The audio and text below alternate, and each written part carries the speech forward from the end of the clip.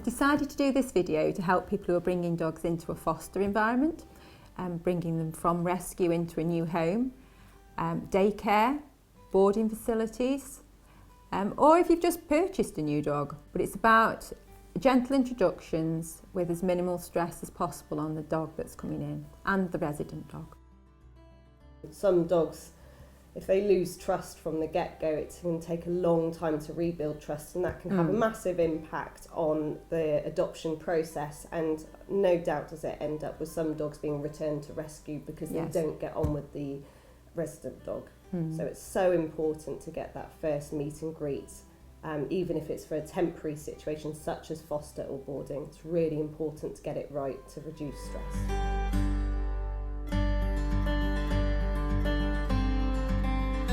The purpose of this video is to show gentle introductions of new dogs and introducing a new dog into the family, and to try and keep introductions as stress-free as possible, or to minimise the stress that the dogs go through, which is very important if you're bringing a rescue dog in that is already quite highly stressed when he arrives.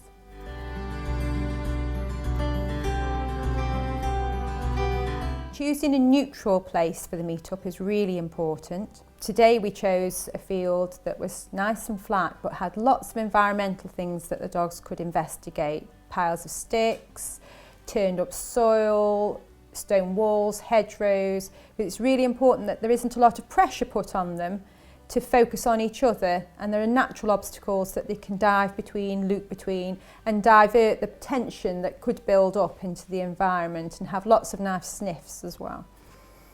One of the important factors as well when choosing your location is that there aren't going to be other people arriving in the middle of where you're meeting with other dogs that may be loose, that we can't predict, that could get involved in the introductions. Yeah.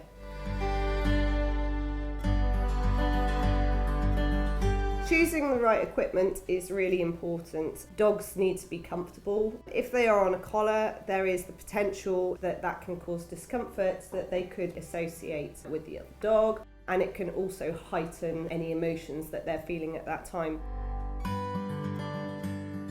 We work a lot with long lines because it gives dogs a greater ability to communicate to another dog. It gives them the space that they need, also the chance to explore and use the environment to its full potential.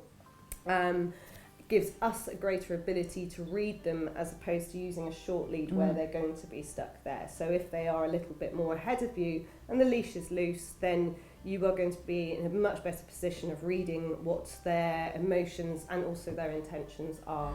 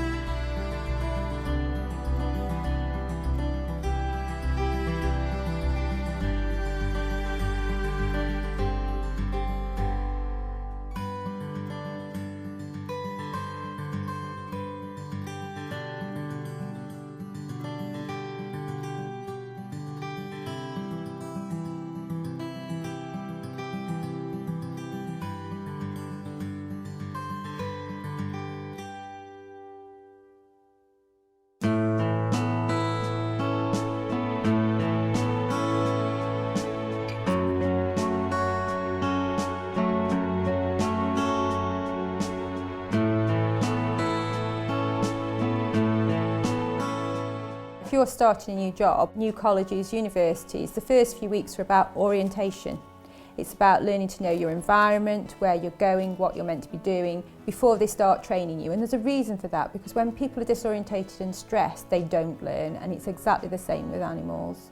We have to let them relax and get used to their environment before we start to put down boundaries.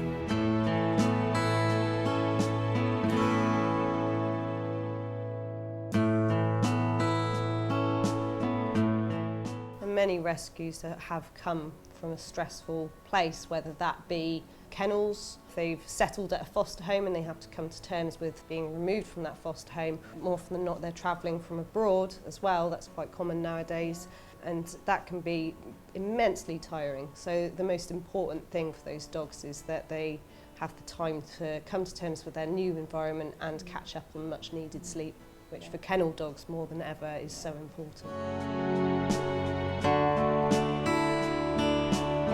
You've got so much time to start training the dog. The important time when they arrive is when they need rest, sleep and then relax. Build trust.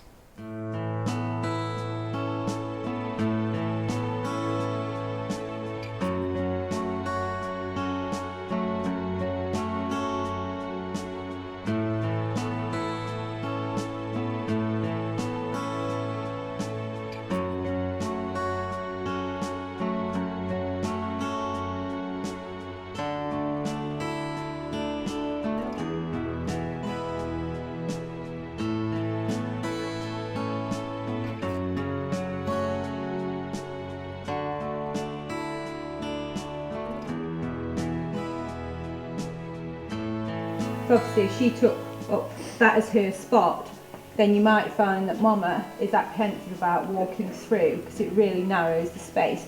And narrow spaces are where we're going to get tension building up.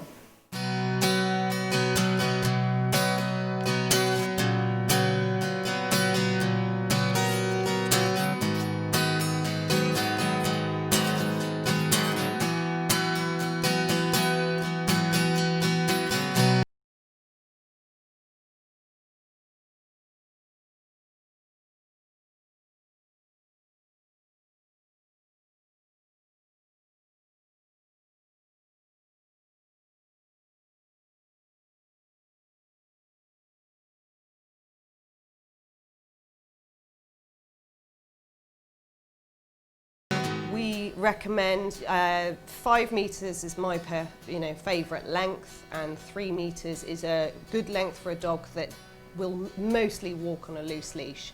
For dogs that might pull, they will often hit the end of a 3 metre leash, so 5 metres is good for that. Harnesses, we recommend Perfect Fit, which is this one, and that has 4 buckles so that it can be done up, it doesn't have to go up over the head. And Hackiana is a really good Italian brand, and that goes over the head and just has the 2 points of fastening. So they're the harnesses that we recommend. From a security point of view as well, because if you've got a dog that doesn't really know you, is disorientated, upset, I've seen so many dogs pull backwards out of collars. Yeah. So having and incorrect fitting harnesses yes, as well. Yeah. Take time to make sure the harness is fitted comfortably and correctly before you start anything. Yeah. So the harness that is the best harness to avoid, or the harness to avoid, is the bra style harness or the shoulder harness, as I see plenty of dogs back out over those.